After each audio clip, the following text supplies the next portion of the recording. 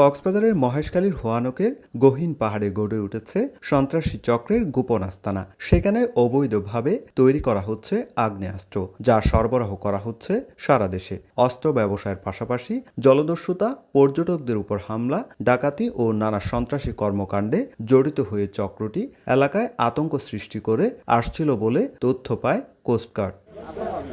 Coast guard জানায়, গোপন আস্তানার তথ্য পেয়ে শুক্রবার 6টি স্টেশনের সমন্বয়ে বিশেষ অভিযান চালানো হয়। অভিযানে পাহাড় ঘেরাও করে তল্লাশি চালিয়ে উদ্ধার করা হয় বিপুল দেশি বিদেশি অস্ত্র, গোলাবারুদ, আগ্নেয়াস্ত্র তৈরির সরঞ্জাম এবং দেশীয় মদ। এ সময় কুখ্যাত মিন্টু বাহিনীর প্রধান মিন্টুকে গ্রেপ্তার করা হয়। অভিযান চলাকালীন 5টি দেশীয় একনলা বন্দুক, 9টি দেশীয় পিস্তল, একটি বিদেশি পিস্তলের ম্যাগাজিন, 20 রাউন্ড তাজা গোলা, 12 রাউন্ড তাজা কার্তুজ, 4 রাউন্ড ফাঁকা কার্তুজ, একটি দেশীয় অস্ত্র, 3 লিটার দেশীয় মদ এবং আগ্নেয়াস্ত্র তৈরির সরঞ্জামাদি সহ কুখ্যাত সন্ত্রাসী মিন্টু বাহিনীর প্রধান মিন্টুকে আটক করা হয়। এদিকে শুক্রবার রাতে সংবাদ সম্মেলনে কোস্টগার্ড জানায়, মিন্টুকে গ্রেপ্তারের মাধ্যমে উপকূলীয় এলাকায় অবৈধ অস্ত্রের বিস্তার ঠেকানো ও সাধারণ জেলেদের নিরাপত্তা নিশ্চিতের পথে বড় অগ্রগতি হয়েছে। একই সঙ্গে বাহিনীর অন্য সদস্যদের ধরতে গোয়েন্দা নজরদারি ও টহল কার্যক্রম আরও জোরদার করা হয়েছে।